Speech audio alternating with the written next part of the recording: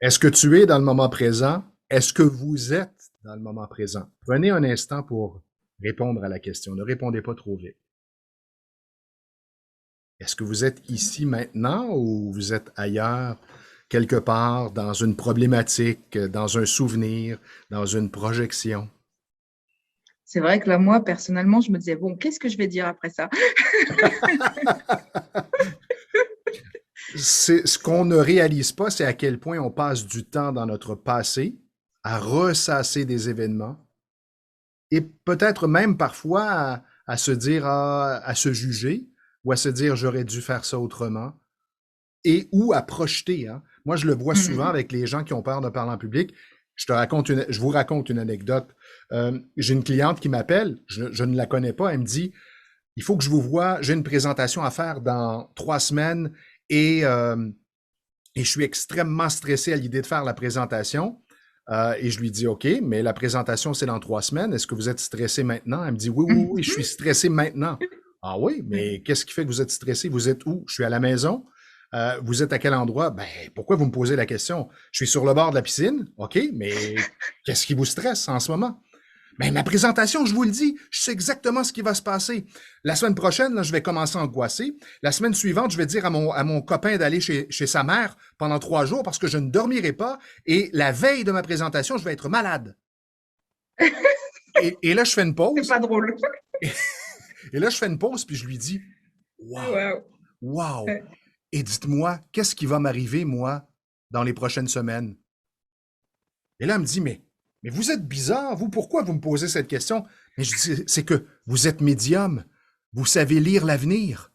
Je veux savoir quel est mon avenir. Et là, après, je lui ai expliqué, vous vous projetez dans un futur qui n'est pas Ouais. là. Ouais. Vivez Ouais. l'instant. Ce que vous avez vécu dans le passé ne veut pas dire que vous allez vivre la même chose dans le Mhm. futur. Bah, souvent, quand j'explique une émotion, c'est comme ça que je l'explique. C'est qu'il y a deux choses qui créent l'émotion. Il y a les facteurs objectifs. Il y a ce qu'on est en train de vivre maintenant qui génère une émotion. On vient de perdre quelqu'un, on est en train de vivre quelque chose de difficile, on s'est disputé. Donc ça active, et c'est objectif, entre guillemets. En tout cas, c'est lié à des événements concrets.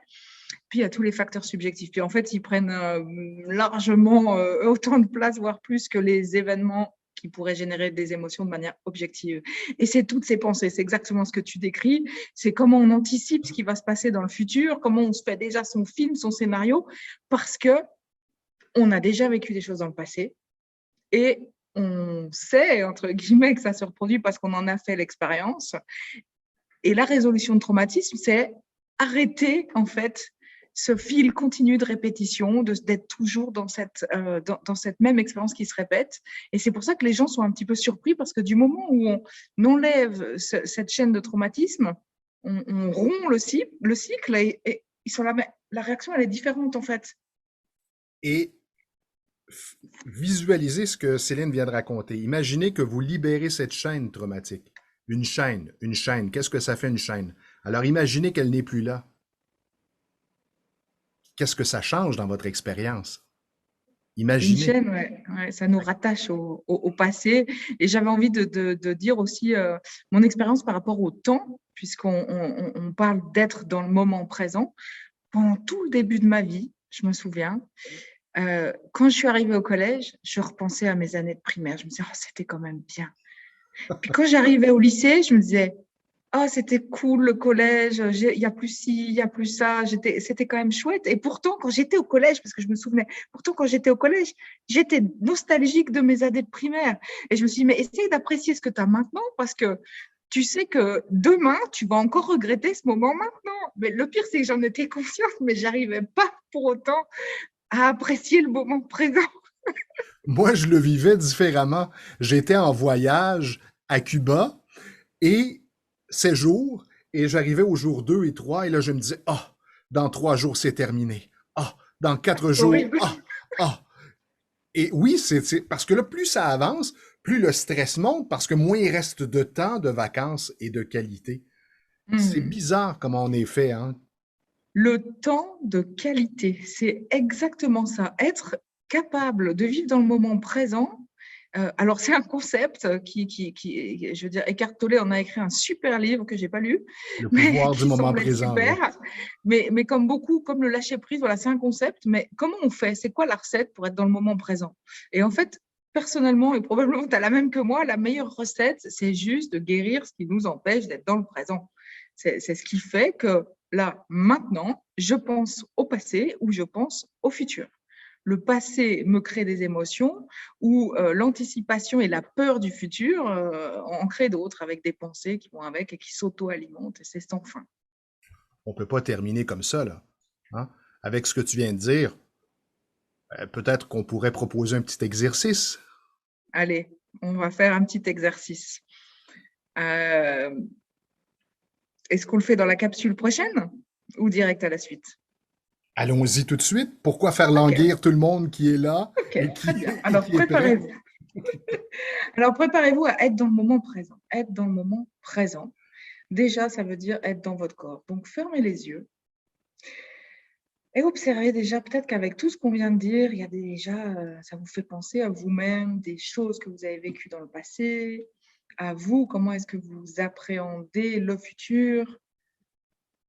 Et du coup, simplement, ayez cette intention de vous poser là, ici et maintenant, et d'observer qu'est-ce qui se passe dans votre présent. Et observez les sensations dans votre corps. Puisque être dans le présent, c'est ça, c'est être dans le corps. Et chaque tension, chaque douleur nous dit déjà des choses sur comment on se sent dans le présent. Chaque émotion ou sensation physique nous dit des choses sur les émotions présentes, parfois refoulées, dans le présent. Alors prenez ce temps pour explorer le corps, les sensations physiques, les émotions, les pensées, bien sûr. Parce que la première chose, dès qu'on essaye de méditer ou de se mettre dans le présent, on prend conscience de toutes les pensées qui nous envahissent à chaque instant. Alors simplement prenez conscience de ces pensées et respirez tranquillement en les laissant couler sans vous attacher à ces pensées. Comme un nuage qui passe dans le ciel, vous le laissez passer simplement. Donc, finalement, c'est un petit peu comme faire de la méditation. Restez là, présent, mais on va ajouter toujours avec les Peak States la notion de libération. Donc, la conscience, c'est le premier outil. La conscience vous permet d'être présent, d'être là, ici et maintenant.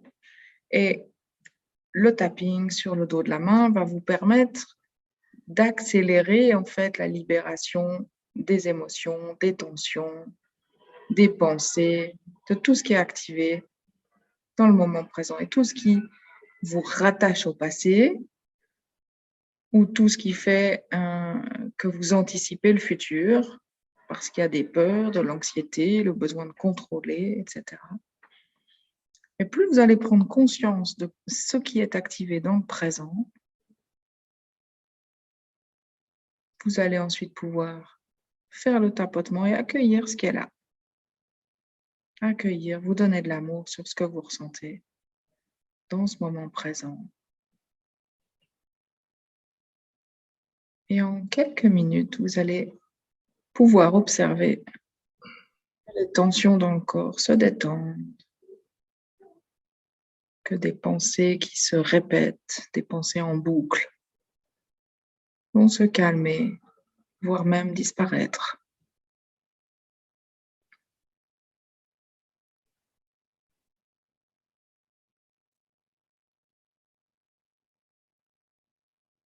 Et prenez ce temps pour observer.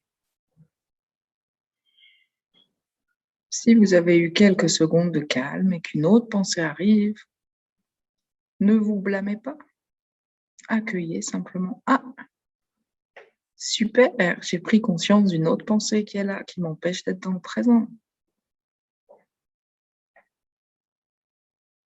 Et observez quelle est l'émotion qui est en lien avec cette pensée.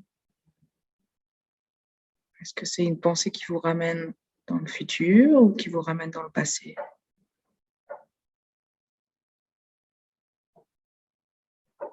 Qu'est-ce qui motive, entre guillemets, l'apparition de cette pensée? Quelle émotion est sous-jacente? C'est de la tristesse, de la nostalgie, comme je disais. C'est de la peur. C'est de l'anticipation.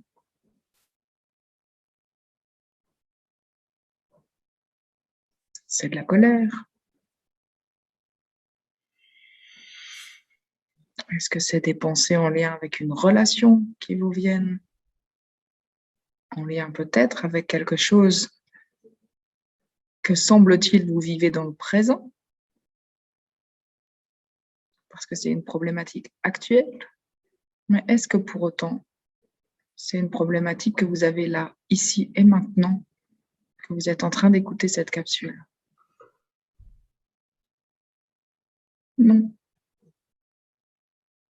Dans ce moment, tout ce qui compte, c'est votre présence, votre corps, votre conscience.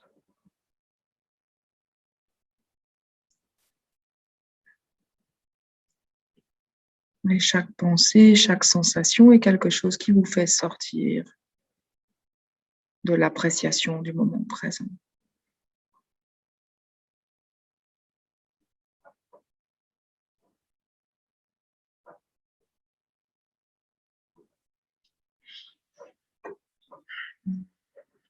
Donc, prenez ce petit temps, essayez peut-être plusieurs fois par jour de prendre simplement 2-3 minutes à respirer, à prendre conscience de votre respiration, de votre corps, de vos pensées. Et faites le tapping sur tout ce dont vous êtes capable de prendre conscience.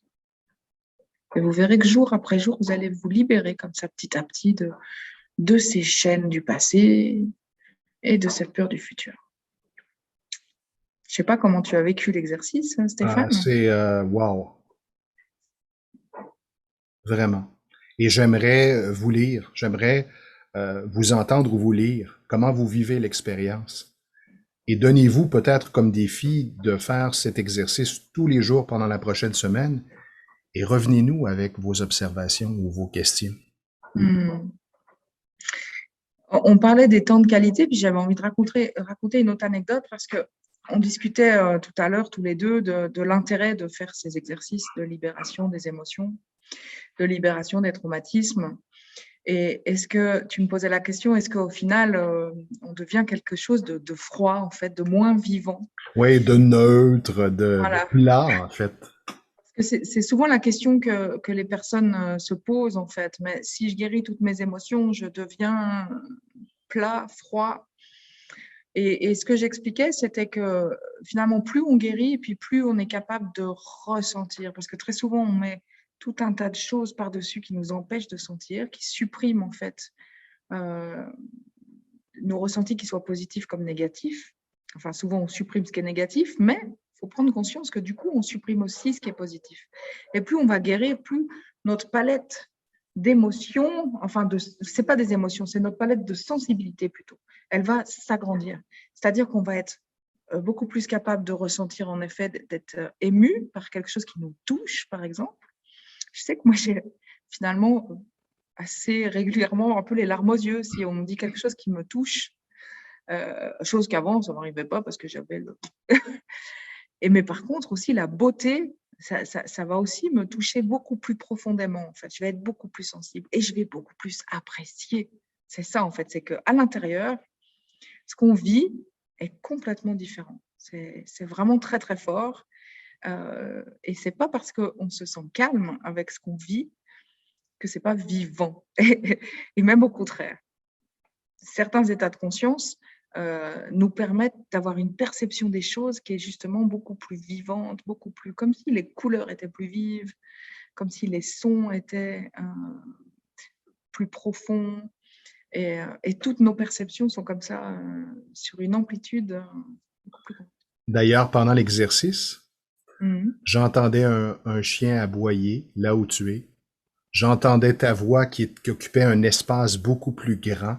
Alors, c'est Mhm. l'impression, effectivement, ce que tu viens de décrire, qu'on ressent lorsqu'on est vraiment comme libéré de ces filtres. Et d'ailleurs, dans la méditation, mais souvent c'est difficile pour les gens de méditer. C'est pour ça que je trouve que d'ajouter vraiment la guérison, en plus, on va atteindre des facilités à méditer beaucoup plus rapidement. Et on n'utilise pas ce temps que pour rien. On sait qu'en plus, on fait quelque chose d'actif et quelque chose qui a un vrai impact dans notre vie. Méditer aussi, ça a un impact dans notre vie. Mais je veux dire, là, avec le tapping et le fait de porter attention sur nos émotions et de consciemment vouloir les libérer, On se nettoie, on libère. voilà, on fait en plus une vraie guérison. Et dans la méditation déjà, entre guillemets, simple ou pure, euh, on va avoir ces perceptions qui deviennent en effet plus fines avec notre conscience qui est capable comme ça de s'étendre et d'aller capter des bruits qui sont même très loin, même. Et nos sens dans notre vie de tous les jours peuvent augmenter et devenir plus sensibles. Moi, je me souviens, mes premières années de méditation, j'étais surprise parce que j'étais capable d'entendre des gens beaucoup plus loin que d'habitude, de capter toutes leurs conversations ou de voir des choses ou de capter des choses que les autres finalement ne captaient pas. Donc voilà, bonne exploration à vous pour essayer d'être dans ce moment présent et du coup d'augmenter vos sens. Parce que Et c'est ça qui se passe. ne nous croyez pas, vivez l'expérience. Et partager ce que vous avez vécu.